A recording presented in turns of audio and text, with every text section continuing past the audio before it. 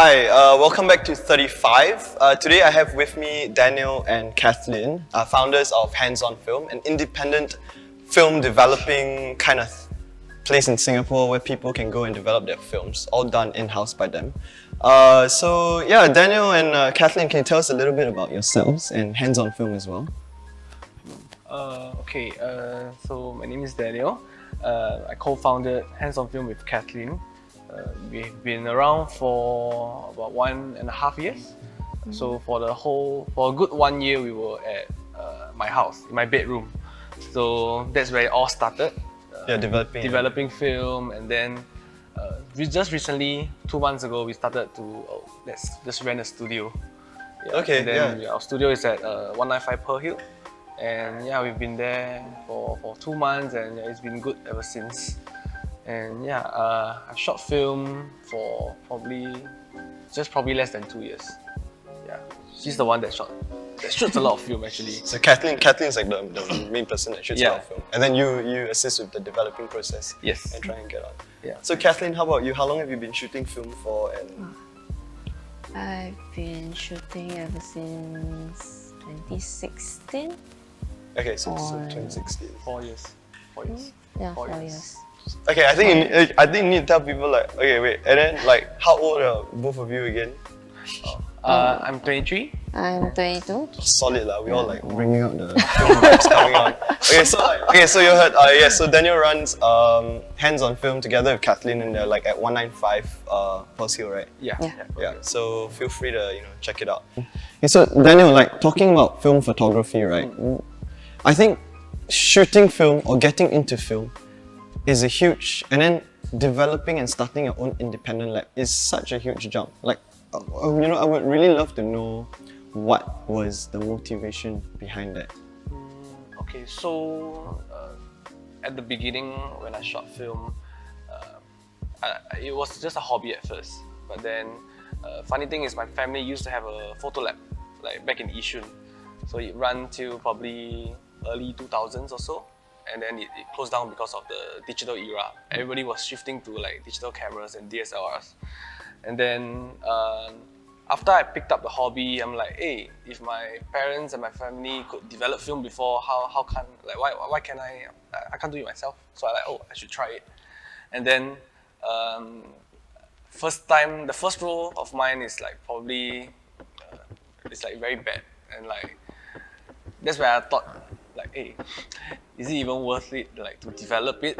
Right. Yeah. Yeah, and then moving forward, like after I shot a few rolls, after that, like my third, my fourth, my fifth roll, and then it's like, oh, actually it's pretty fun. And it's like, oh, I can actually like develop it, and then for myself and also for my friends, That's really my nice. family. Yeah. So, and then I wanted, probably I should post, like the usual stuff. Like you have your main account on Instagram, and then you have like, your film account. Like whoever that shoots film will always have a film account, like either 35 minutes or whatever lah. I mean, they have their own names. So like, I'm a very hands-on person because I like to do things by my like I do it myself. Like even like for like repair works and stuff, So like hands-on, and then just film. So hands-on film. So that was initially actually my own personal like IG sort of like film account, and then after that I started to develop for friends and family, and then it was like a pay what you want kind of scheme. So for like a good 3 months, like whoever wants to develop a film, they just send to me, and then like, we can just put in any amount, like I don't really care, like I just want to develop film. And then after that, when we got more recognition, and that's where we should open a studio. Yeah, that's really nice. I think the fact that you don't have a space. It's really it's a challenge to develop the films, because first of all, I didn't have anyone, like I didn't have a mentor, no one to really teach me. Like, there's stuff online that I can Google and then search, but when it comes down to the actual things, practical part. And like, why is my photos black? Shit! Oh no! Like, how come there's no color but it's a color film? Like, what to do? think like- kind of like trial and error. Yeah, it's really but trial and scary, you know. Like fuck, so if I do that and then like I cannot, especially if it's someone else's role, right? I probably ruined like 60% of my roles and 60% of her roles. Big oof. Yeah, for like black and white and color. So like till this day, like sometimes when I see her roles, I'm like, oh, it's developed by me. So, but it's okay because like ideally, like you know, all those trial and error has now given birth to. Yeah, I guess it's handsome good film. there because like when we look back at the film strips that we developed before, and then we compare it to now, and we can see the difference in terms of our growth and progress. So there were like scratches, and then even if like it's properly dried, and we have already put it in sleeves, but it's still sticking to it. So we can see like the quality in terms of how much we have grown from the first time when we started till now. Yeah, so I think that's really like heartening. Like there's a few customers of ours that say, oh, because what we do is actually hand developed. It's slightly different from using the machine. So the photo labs, what they have now is by machine. They run through a feeder and then there's a standard recipe and etc. and you get the film negatives. But for us, we hand develop. We use a developing tank instead of a dark room. Right. And then it's slightly challenging, more time consuming. Like if you develop film yourself, I mean, Yeah, I do. In the toilet lah. in the toilet, and squat down in the toilet, and yeah, it's very challenging because you have like temperature and then the amount of water, and you take note, like you have to Space constraints. space Right, constraints, especially colour. etc. Especially color, and then like I remember one of our customers, they say, oh, actually your photos are like better than those like on the machine, and like wow, super heartwarming. Like, okay. Put the effort. That's good. I think it's like that. Those kind of motivations as the drive, in you know, in which we through that we just want to continue doing what we do now. So now moving forward to the technicalities of film developing, because you're all like independent film developers. So we have questions pertaining to the developing process as a whole, and as to the reasons why, let's say, people push or pull their film, or they want color correction to a certain specific way and whatnot. So like I just want to ask you, like, what pulls people into film, like into pushing and pulling film, whether it be black and white and color as well, because I think like color also can be pushed, right? Ish. That question you can probably ask Kat because she's more of a photographer than me. Pushes or pull. Yeah, like for me, I enjoy developing and like pushing and pulling the film. Like there is a difference, like the color and the contrast wise. But the reason probably you have to ask her. Yeah. Kathleen. I don't know for others. For you lah, for yourself. answer is like aesthetics, right? I don't really push or pull my film, honestly. Yeah, because I prefer to overexpose my films instead. Okay. Because I like it slightly flatter, slightly brighter. Okay. But for others, I guess it's more of experimental. And also pushing and pulling is more for people who actually understand the fundamentals of film. Right. So they would want to go for a certain look with their film. That's true. Yeah. So that pushes them to push and pull Yes, their film. okay. Yeah, because our clientele is usually beginners. So then we don't really actually get a lot of orders of pushing and pulling. Yeah, but yeah, usually it's because experimental. If not, it's more of they do not have the film stock that they want to shoot on, and they want to go nighttime shooting, let's say, and they have like a 200 or 400. That's why they need to push also. So Or like I guess expired that- films. Yeah, expired films. I think like some of the reasons that you mentioned as to why people push and pull film, I resonate with that. Like I push and pull my film a lot, especially my black and white, because I love it like super grainy. Then you make some Contrasty. contrasty, Yeah. all that grains. It's like for me when I think film, it's like grains, so it's like like lots of grains. And I think some people don't like that. They like their pictures like smooth or sharp and like low ISO. But for me, like I really like it to. because it's film, right? Yeah, because And it's then you're film, just and like, it's like film, more film, grains. grain, more Yeah. grain, or like Like blur vibes is sandpaper. art, that kind of thing. So yeah, as to I think like I'll just share what motivates me to push is maybe because like perhaps I just want it to be a bit more exaggerated in terms of its look. Like it literally screams like, hey, this is not a digital photo. This is not like edited by Visco. This is like, yeah, it's an emotion, you know, tangible emotion that I develop in my life. So I guess there are people who shoot film because they want people to know that they shoot film. Like, you know, when you look at the photo, right? When you look at the photo, it is like, it is shot on film. But there are photos that are shot on film, but you don't know that they are shot on film. So there's also that sense of mysteriousness kind of thing, right? Then you tell people like, oh, this is actually shot on film. Yeah, then they'll be like, whoa, I thought it was digital. Yeah. Nope.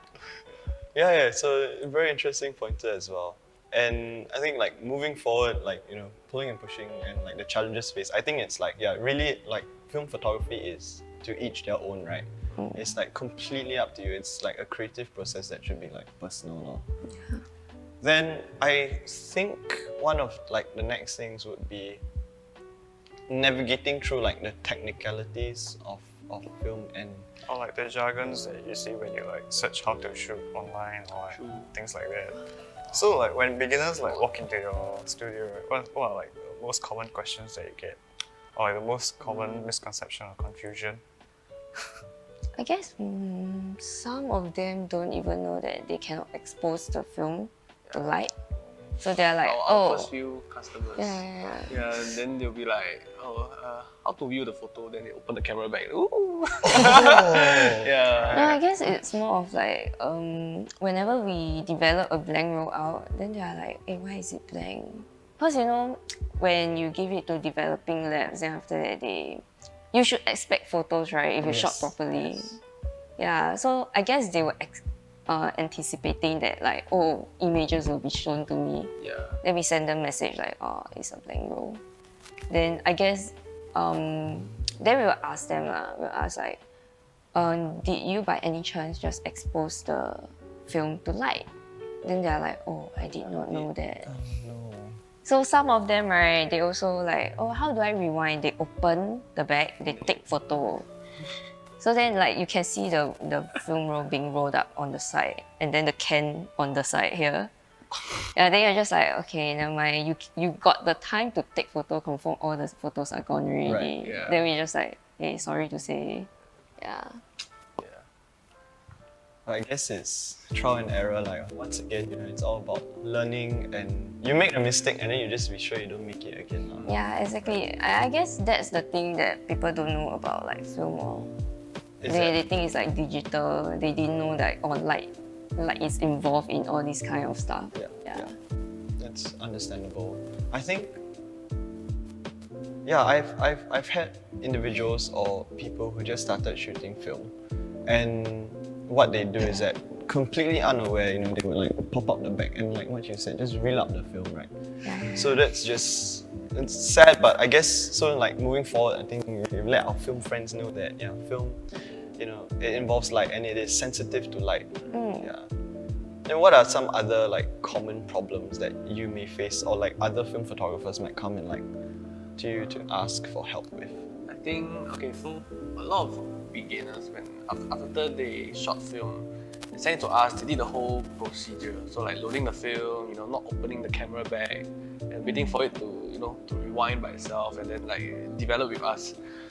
So yeah, probably the whole 36 rolls, there are like a handful or probably like 30% of the people, like they don't know about like the lighting conditions. You know, like you use a very basic camera, like a point and shoot, and then they don't know that like, oh, indoors you got the on flash, or like shaded area you got the on flash. Like, you know, it's very convenient for us, like our mobile phones, you know, we just like take photo, like already got the film, like got the balance and everything already, the light and everything. But for film it's very manual. Like, they probably still don't understand. Disposable cameras. Because I remember when I first started, I just wanted to try a dispo camera.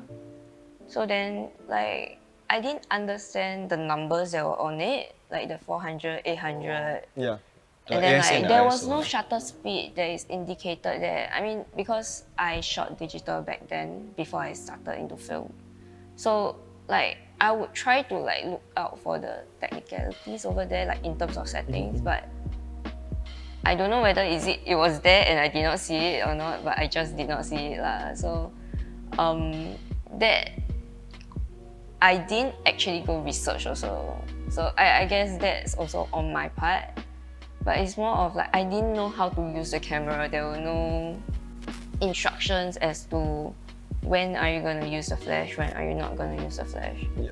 Yeah. So I guess the beginners that we receive the photos from, they don't on flash even indoors or shaded area, because for dispo cameras, like even under the tree, you need to on flash already. So they do not know that. Right, a lot of photos come like underexposed. Yeah, it's like just it's dark either there's that slight little outline. silhouette. If not, it's just nothing. black. And Yeah, just they black. will just ask us like, oh, why do I only have like 12, 13 photos and the rest are black? Oh, you have 36 photos, just that the 24 is like black. Okay, remember friends to expose your photos properly. Got a lot of YouTube tutorials online. I think like sure can find one.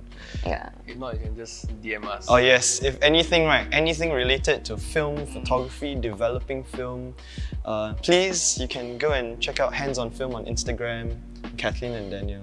Okay, then also right, I still have one more question, like in line with the whole developing process. Okay, now this would like go to the art of developing film.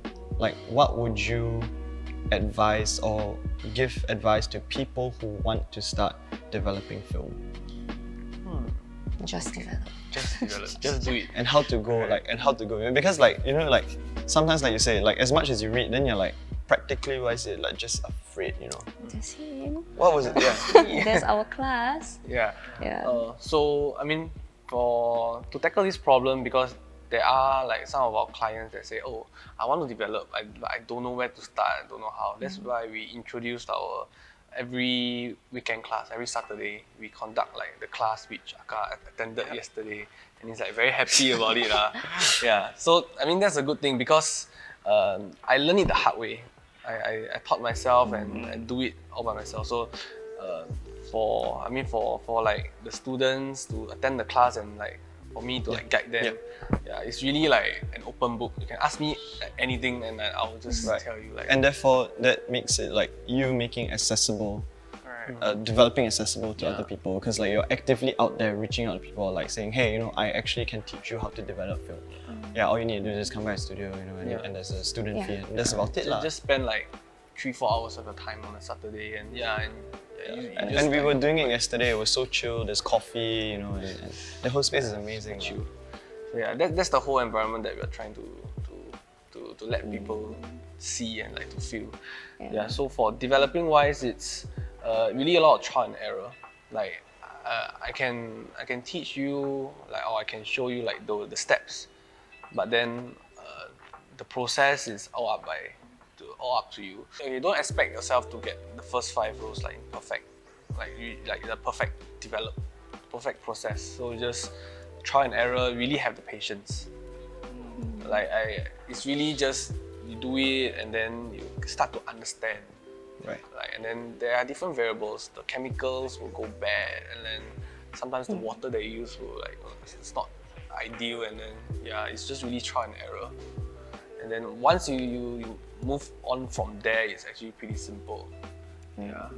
That's good. And I guess like the reason why we opened the studio is because we want to open the developing class so that we can teach and reach out to people and actually invite them into like a so-called safe haven for everyone to just chill, relax, learn, share. It's not just us teaching you guys teaching us too.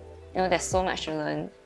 I And literally just learned how to use a M6 yesterday. Like the guy, Like yeah. So like like yesterday there was a guy that just walked past. Like the class like just ended.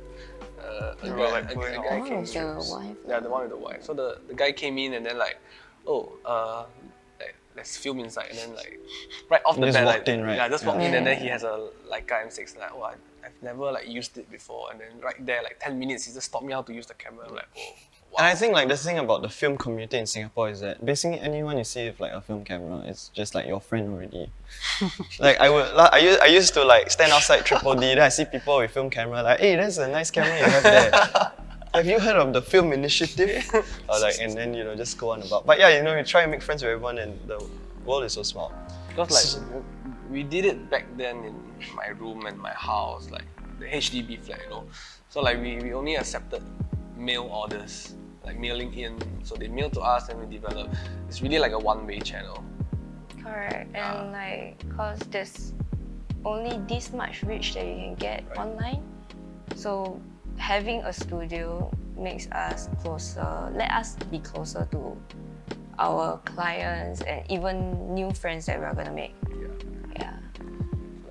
So Past one two of months, the really, a lot of customers that just come in, they brought their friends. Like you just have a whole coffee session about film and coffee.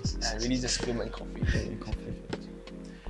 Yeah, so Kathleen, okay, so how we found out, or how Aka and I found out about Hands on Film and Kathleen, right? So one day we were having coffee at Glass House, is it? Now I like to take coffee shots, with my film camera or like flat lay, okay? I mean, who doesn't, right? So anyway, then I was like running around Glass House trying to get all the books on the shelf, like all the magazines they had, like I think it was DA and and some other adventure mags. So I was like, hey, this one is shot on film. This is film, man. So this is Kathleen's. This is your zine entirely made by yourself. Oh, this is a really nice touch, Yeah. So like this was shot on your Rollei 35, right? And so I was there, and I was like browsing. Auto Boy S. So I was browsing through, and I was like, hey, this is how I shot on film, and then like I was just trying to find out like who's the photographer, and found you. It's a nice self-portrait, by the way. So Thanks. tell us about this series and this zine, because I feel like this is fundamental to like how we met and how this is all happening as well. The reason why I made this zine was because all these years it was a passing thought to like, I guess like for every photographer it's like a passing thought that, oh, I want to make my own zine, right? It's like you need a physical copy and it feels so different from online. But I guess why I made this was because it was my first time in Taiwan, and we spent 16 days there. So we kind of explored from like Taipei to Kaohsiung within that 16 days. And it's so far my favorite trip in terms of photography wise, because like throughout the whole years whenever I shot film, like the photos don't really, like I don't feel much for the photos that I took. So then and also there's this festival that we went. The fireworks festival. Yeah, correct. So that was like the our- highlight of the trip, and we went on day 4. Yeah. And this one is Right. taken by him on the Auto Boy S. It's a point shirt. Yeah. Amazing. And the reason why I made this is because I felt that Instagram is getting more and more dead in a way, because like when I think 2-3 years ago I was with the Instagram community going for photo walks and everyone was like talking, sharing, and like I was young, so I was learning quite a bit from like people Same. I also Like used to go have- for- I also used to that go for have those like ones, much more experience They're than kind of like me. Yeah. yeah. Don't worry. I think we've all Yeah. episodes So then have been like there before. and especially with Instagram, right? People are usually chasing for fame, chasing for likes. chasing. Correct. Cloud. So then like I felt that it wasn't a good channel in terms of posting all these photos of mine. Like I'm gonna post there, people are gonna like it, so what? Right? So then I made like 20 copies of this, and then I just asked my friends like, I have 20 copies of this, do you guys want? Because I don't see a point in posting it online when it's just gonna be there. All you have to do is like give the photo 1 second. I want much more time from you guys. I want you guys to look at my work, not just like, oh, you want to hire me or what. It's just sharing. Like, this is where I've been. This is my take on Taiwan. So I wanted something deeper than just that 1 second of like, yeah.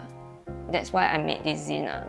And then like, yeah, cause I have friends over at Glass House, and I just asked like, No, I mean, I think to hear this from you, right, and like, especially a fellow film photographer, right, it feels very substantial and very deep, very emotional, you know, you get what I mean? So it's like, I mean, not cliche or anything, but yeah, it touches my heart lah.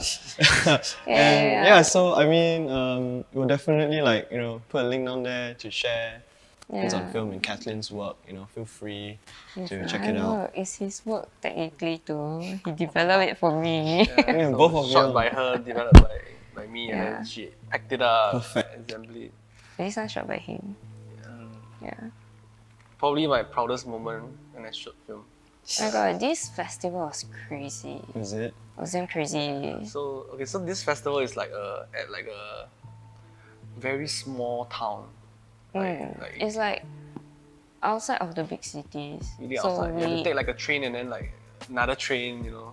Yeah. And then like bike. You literally have people just shooting fireworks all over the place. Yeah. So it happens on the last day of like Chinese New Year. So last 2 days actually, because it became popular, so it became like 2 days thing. So then it will start at about 5, 6. Then they will shoot. So the first day, right, they end at about 1, 2 a.m. that kind of timing. But the second day, which is the last day, they roll over until the the next day. morning, yeah. Until all the fireworks. Hardcore, just Yeah, correct. So then like, we were at a hotel 15 minutes away from the actual shooting of fireworks, right? So when we were riding in, Really started. people were just on the roadside, just setting up fireworks. So then everyone was just crowding around. So then when we were on the bike, right, someone just set off the fireworks and then like it almost hit us. oh wow. So we were just like, That's whoa, tense. shit. Y'all Yeah. became from like idea. leisure trip to like combat journalism. And, like, Correct. fast. And everyone was like in helmet and like vest. some Wow, even intense, man. I need to like go there. hazmat suit or whatnot. Yeah, so Really. they will Special have like one whole big fireworks in the middle. Everyone will just run towards it. So that's the whole idea of the festival. So the idea is like Get hit by get the hit by the fireworks. Walk and, like, bad, the bad luck will yeah. like one off. The more you get hit, and the more lucky you get lah. Yeah, so these are the fireworks. So like they they'll just wear shoot like up. motorbike helmet and then like the like fire retardant suit. Then they'll just stand in front of the fireworks and then they'll just like hit me. Okay, we need to do that. We need to go to the TFM. So like really just hit. And then like for us even standing like way back, like maybe 20 meters, 30 meters behind, and we still get shot. It's just crazy. Correct. I like one part of my hoodie was like a bit burnt. My hair as well. Yeah. So there was like these fireworks that came here onto my shoulder. That I knew about it, so I thought like I brushed it off already. Then he was like, "Hey, you on fire eh?" Then I smelled it. I smelled the smoke. And then I like, "Hey, shit." Yeah.